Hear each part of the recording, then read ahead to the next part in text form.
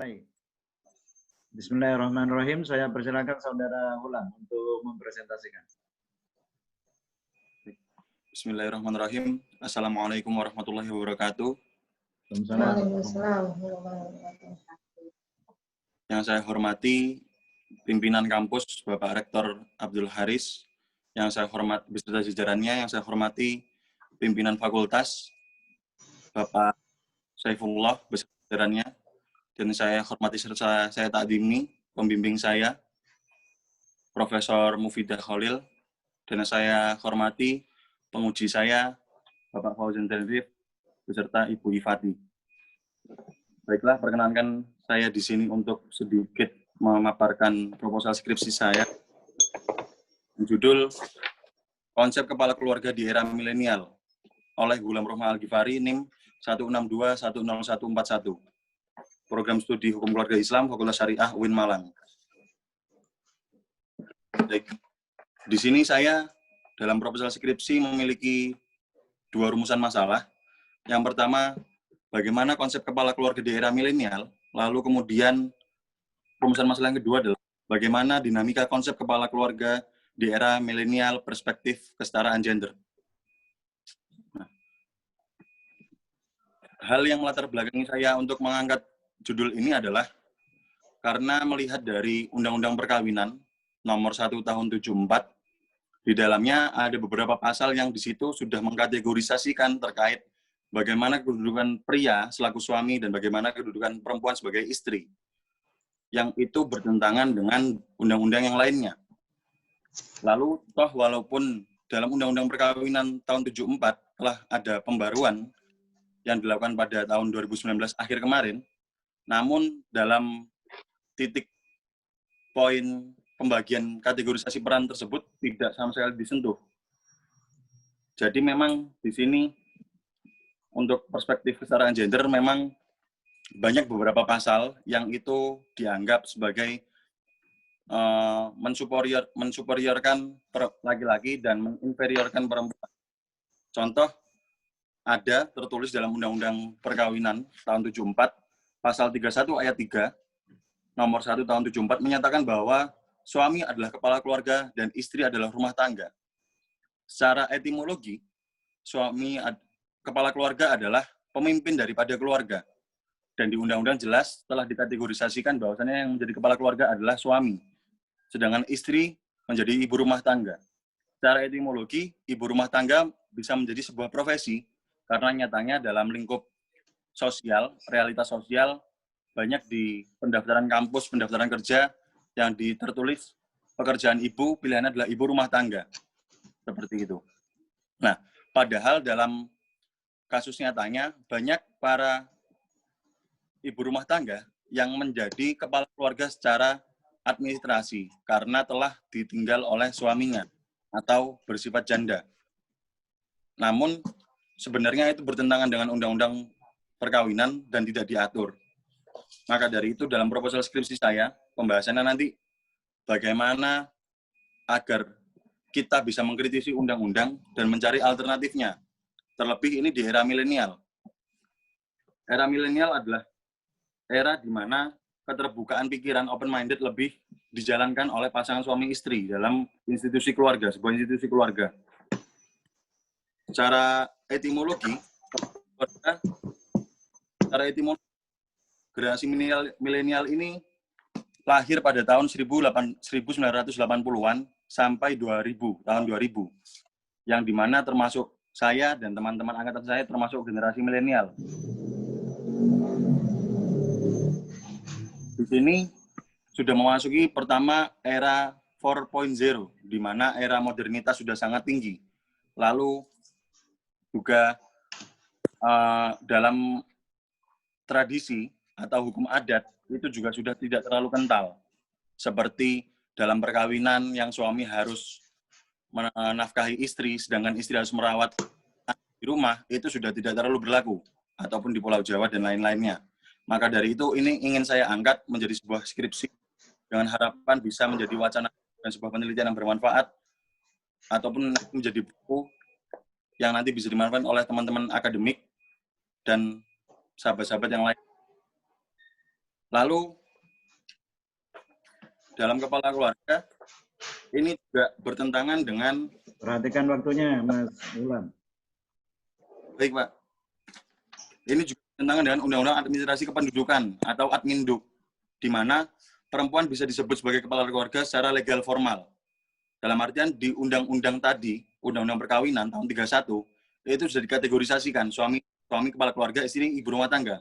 Sedangkan di Undang-Undang Administrasi Kependudukan, istri itu bisa menjadi ibu rumah tangga dengan syarat tadi itu, tidak memiliki suami atau ditinggal suaminya, menjadi janda. Di KK seperti itu.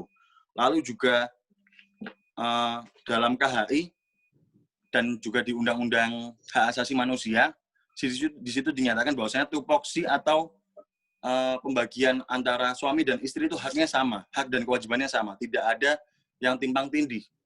Nah, kalau lagi-lagi mengkaji Undang-Undang Perkawinan, itu kalau kita secara terminologi kita kritisi, memang sangat mengkerucutkan perempuan itu sebagai ibu rumah tangga yang lebih domestik saja, dalam rumah saja. Padahal hari ini kenyataannya banyak ibu rumah tangga yang menafkahi keluarganya juga, pun juga merawat anaknya. Jadi, saya rasa Undang-Undang Perkawinan ini sangat tidak efisien dan efektif untuk hari ini dan perlu diadakannya perubahan. Seperti itu. Baik, silakan masuk ke metode, Mas Ulan. Baik, untuk metode penelitian, ini dalam saya ada jenis penelitian dan pendekatan penelitian dan bahan hukumnya. Untuk jenis penelitian ini termasuk ke dalam penelitian normatif, tidak empiris. Disebabkan kebutuhan penyelesaian rumusan masalah tidak membutuhkan data yang berasal dari lapangan. Berangkat dari rumusan masalah tersebut hanya membutuhkan referensi yang berkenaan dengan kepala keluarga dalam perkembangan modernitas zaman, konsepsi kepala keluarga di era milenial, menganalisa dari literatur buku serta jurnal yang berkaitan dengan pembahasan tersebut. Kemudian pendekatan penelitian saya menggunakan pendekatan kasus atau statute approach dan juga menggunakan pendekatan conceptual approach. Penelitian ini menggunakan pendekatan peraturan atau statute approach, di mana pendekatan ini dilakukan dengan cara melakukan telaah terhadap peraturan-peraturan dan regulasi yang berkaitan dengan perkawinan dan kategorisasi kepala keluarga di Indonesia. Lalu bahan hukum saya menggunakan bahan hukum primer yang melingkupi pertama, Deklarasi Universal Hak Asasi Manusia, kemudian Undang-Undang Dasar 45 Pasal 28B, lalu kemudian Undang-Undang Nomor 1 Tahun 74, Undang-Undang Nomor 39 Tahun 99 tentang Hak Asasi Manusia, Undang-Undang Administrasi Kependudukan, Undang-Undang Nomor 12 Tahun 2005 tentang pengesahan SEDAW, Konvenan Internasional tentang Hak-Hak Sipil dan Politik, yang di situ menyepakati tidak mendiskriminasi perempuan. Lalu Peraturan Pemerintah Nomor 10 Tahun 83, PP Nomor 45 Tahun 90, KHI Pasal 156 dan Pasal 149. Lalu di bahan hukum sekundernya, saya menggunakan buku berjudul Sakinah Mawaddah Warohmah di Era Milenial, terbitan KBM Indonesia, buku berjudul Hukum Perkawinan Islam, terbitan UII Press, kemudian jurnal, skripsi, tesis, dan disertai berkaitan dengan konseptual kepala keluarga di era milenial.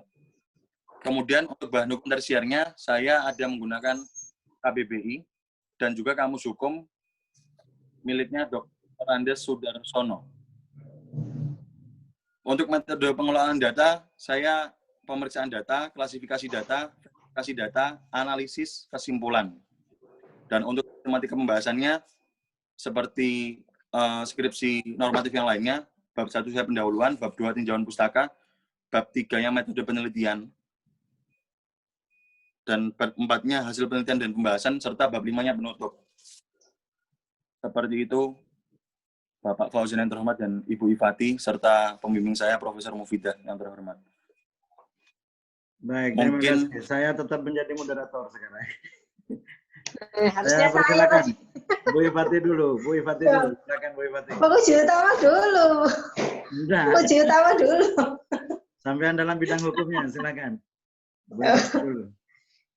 Ya, saya cuman gini aja ulang.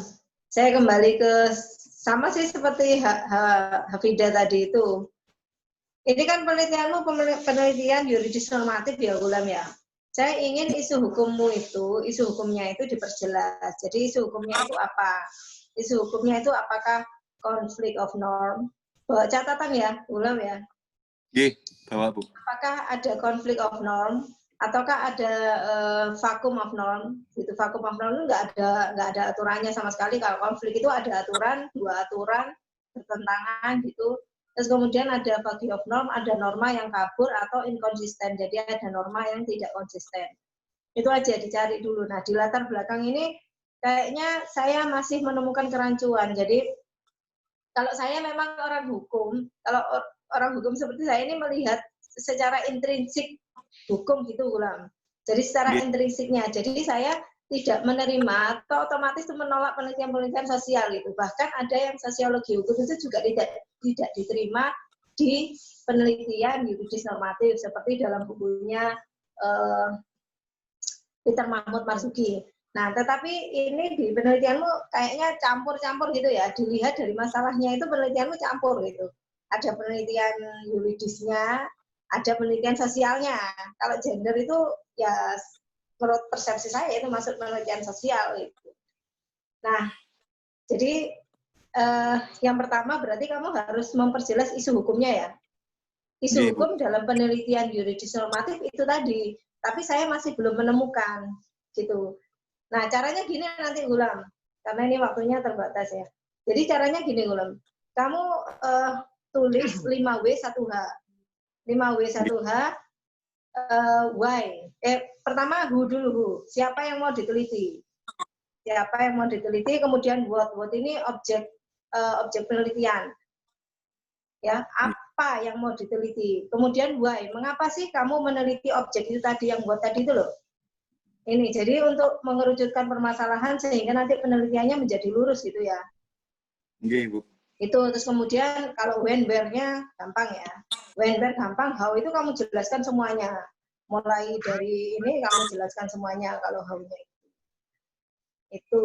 Nah, terus saya cuma ingin tahu satu hal, apakah ada perbedaan yang mencolok gitu? Karena apa tadi judulmu itu? Bentar, kembali ke sini dulu. Konsep kepala keluarga di era milenial. Nah, ini sebenarnya kamu mau menciptakan konsep ataukah ingin membenturkan konsep? Jadi istilahnya gini, ini konsep sudah ada di dalam undang-undang perkawinan. Terus kemudian ini ada konsep kepala keluarga di era milenial gitu. Apakah itu ataukah kamu dari apa namanya undang-undang perkawinan tadi sudah ada konsep, kemudian kamu ingin menciptakan kalau konsep kepala keluarga di era milenial itu sebenarnya begini, nah atau begitu atau tidak? Karena nanti itu ada hubungannya dengan isu hukumnya. Ada hubungannya dengan isu hukumnya. Kalau kamu ingin membenturkan konsep itu, berarti kamu masuknya nanti konflik of norm gitu. Udah itu ya, dijawab Gulam. Itu kalau misalkan beda sama sekali. Gulam silakan dijelaskan. Itu pertanyaan saya itu. Sama, pertanyaan saya juga itu. Sama ya. Nah, itu. Silakan dijelaskan Gulam. Sampean akan merubah konsep atau sampean ingin menemukan konsep baru atau gimana keinginannya itu? Atau ingin membenturkan. Kalau membenturkan berarti konsep kepala keluarga di era milenial sudah ada dan ingin dibenturkan dengan yang lama gitu. Jadi nanti pendekatannya adalah komparasi. Kalau untuk konsep kepala keluarga di undang-undang dan sumber hukum lainnya itu tidak jelas, Bu. Jadi saya tidak modelnya jelas. Dan cuman terus yang di era milenial jelas. Di era milenial jelas.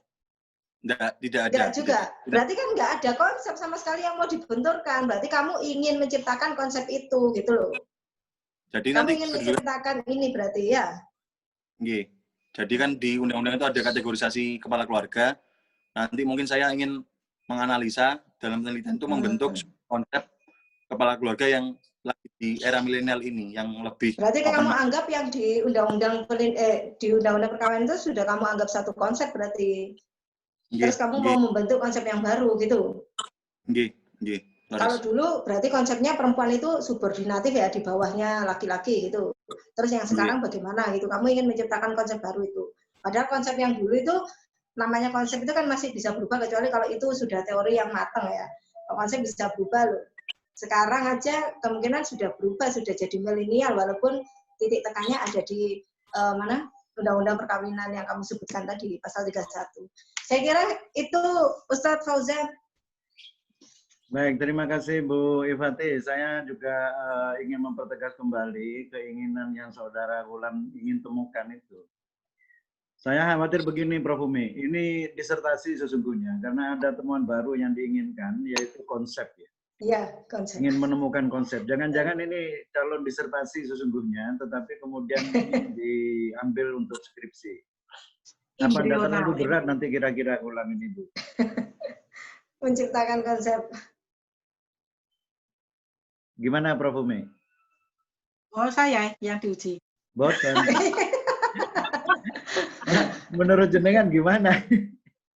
Ya, jadi begini, Wulan itu dia kan apa ya? Pertama itu kepingin ada sesuatu yang baru.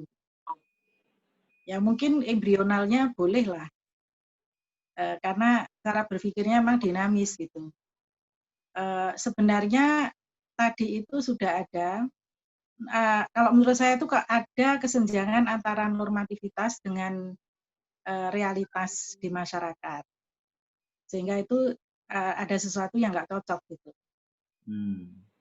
Dan itu tataran konsep, bukan diimplementasi. Kalau implementasi kan dari dulu sudah ada orang yang berkesetaraan gender, sekalipun dia masih membiarkan atau tidak mengkritisi sama sekali tentang undang-undang perkawinan maupun KHI gitu.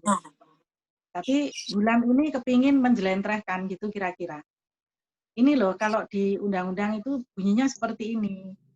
Ada pasal ini bunyinya begini, terus di undang-undang yang lain, kemudian di kependudukan, terus dia mempertanyakan tentang status dan peran. Gitu. Status dan peran, terus ada lagi fungsi. Ya, jadi status dan peran kalau laki-laki itu menjadi kepala keluarga, perempuan menjadi ibu rumah tangga, dan itu tertulis dalam undang-undang. Tapi dalam prakteknya, kemudian fungsi itu menjadi lentur. Ada perempuan yang juga menjadi kepala keluarga, tapi tidak diakui dalam undang-undang secara normatif. Seperti itu. Sehingga kekosongan seperti ini, Wulan itu kepingin melihat kembali, dia tidak membuat norma baru. Dia hanya memberikan kayak semacam kajian sosiologi in the law, atau apalah namanya ya, apa sosiologi of law atau sosiologi in the law, yang kemudian dia hanya menyodorkan sebuah rekomendasi. Jadi konsep yang diberikan itu memang berangkat dari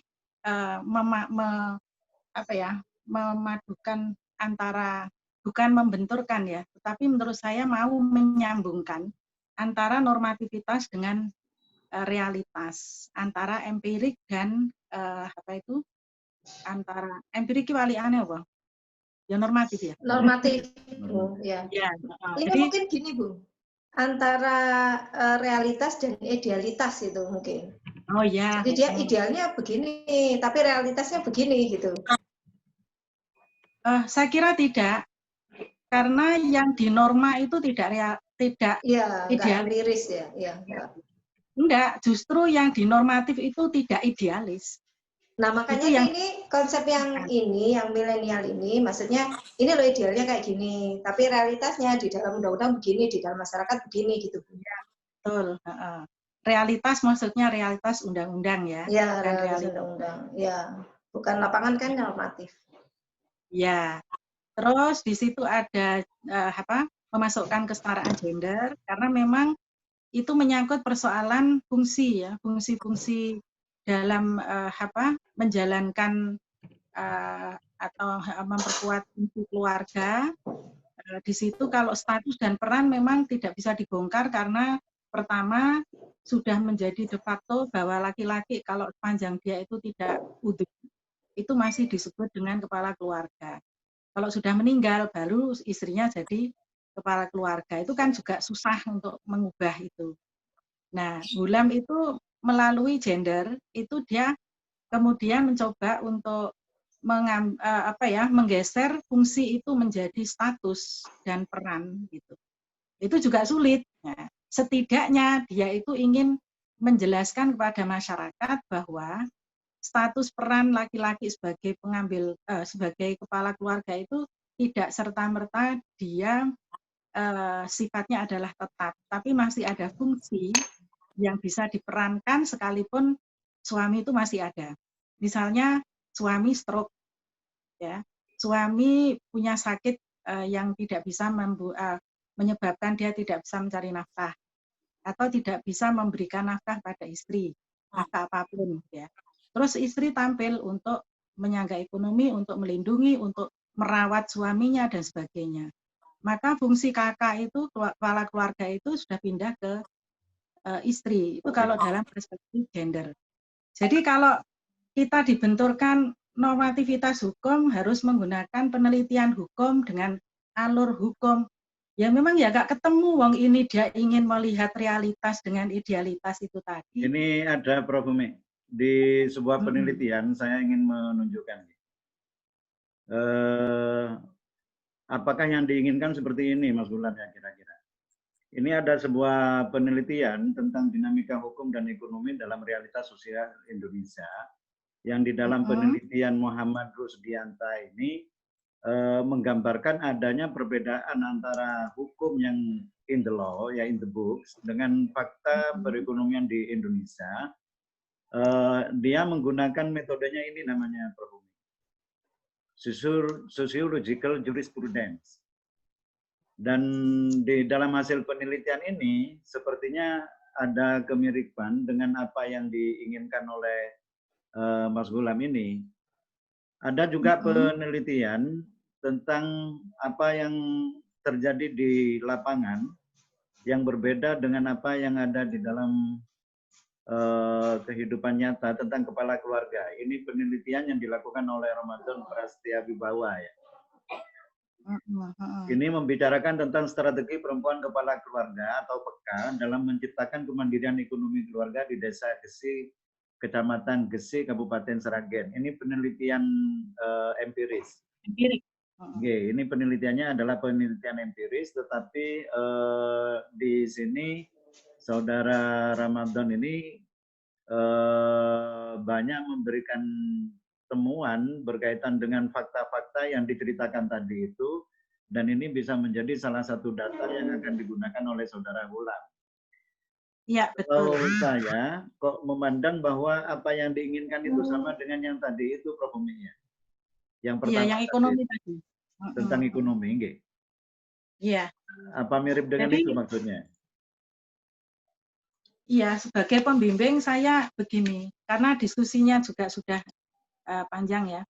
Jadi menurut saya itu begini, penelitian hukum itu kan spesifik sekali, ya, spesifik gitu. Tapi seringkali hanya sampai kepada sebuah kesimpulan kesimpulan yang sifatnya khusus gitu. Padahal ketika itu dikaitkan dengan aspek-aspek yang lain, ya, aspek kalau sudah bicara tentang gender itu kan bukan gender sebagai bidang studi, tapi gender sebagai alat analisis, sebagai perspektif, sebagai paradigma untuk membedah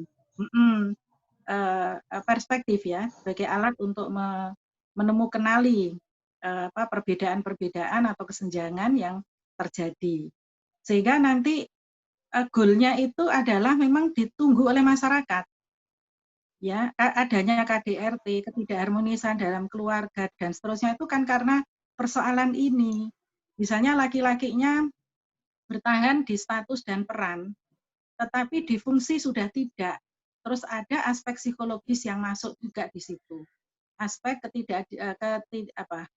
stereotip, gender stereotip yang masuk, sehingga dia tidak terima gitu loh. Terus terjadi konflik-konflik, ya, merasa dirinya masih kepala keluarga, tapi secara fungsional sudah dialihkan ke istri gitu. Yang begitu itu yang banyak terjadi di masyarakat.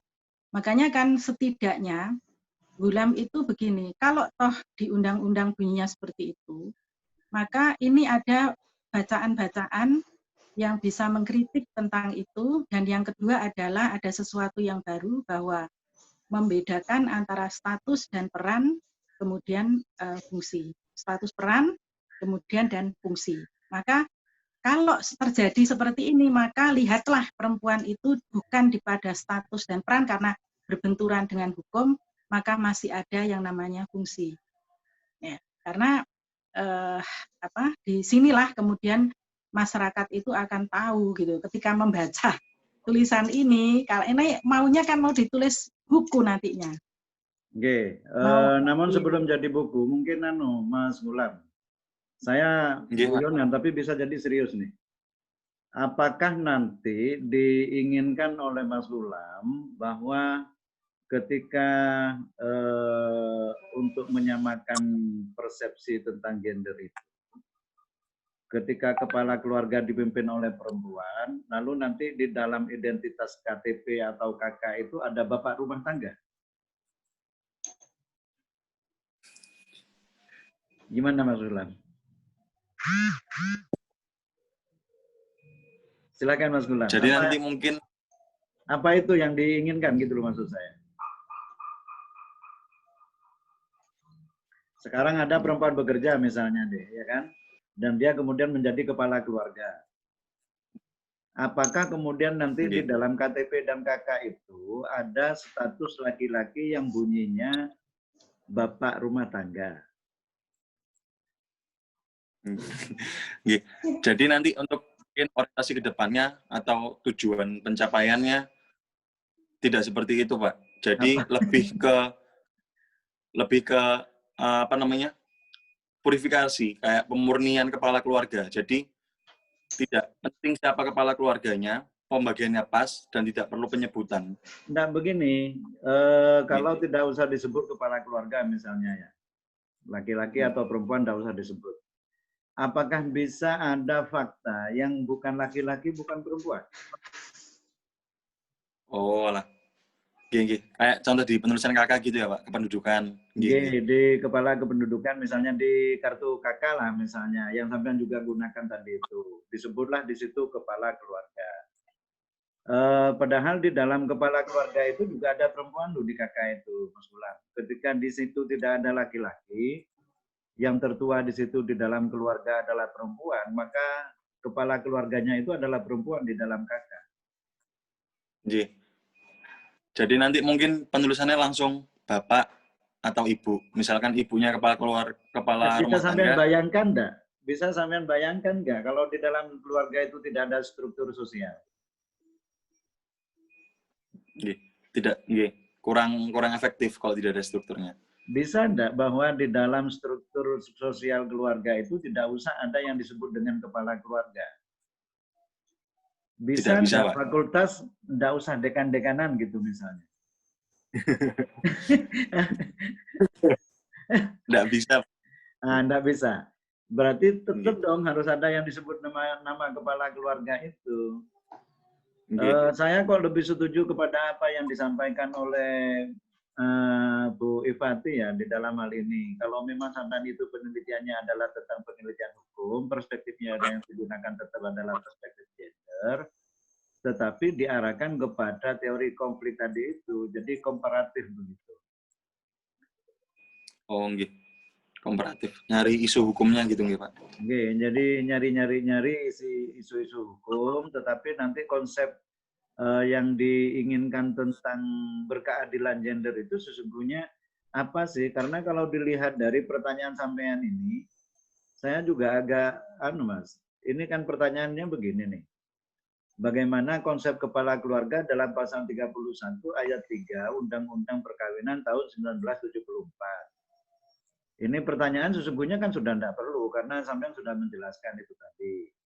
Kemudian bagaimana dinamika konsep keluarga itu ini menurut saya yang menarik. Ini dijadikan sebagai barometer untuk sampean analisis, ya kan?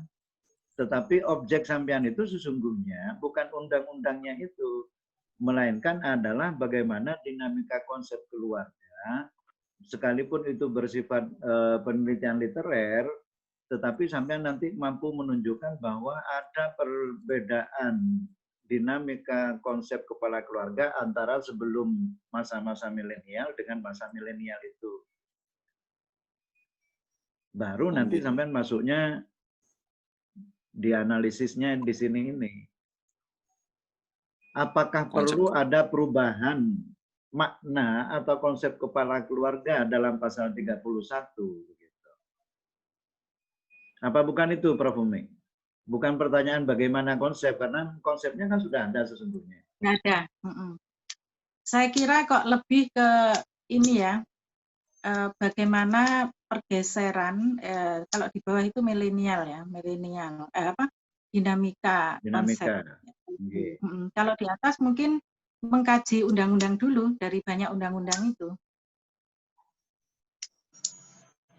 Mengkaji dari apa ya, yang tadi Bu Ifati mengatakan ada problem apa itu antar undang-undang tadi itu yang silih genje istilahnya bagaimana?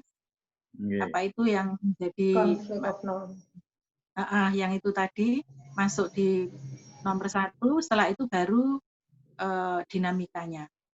Berarti perubahannya bunyinya menjadi bagaimana ini, Prof?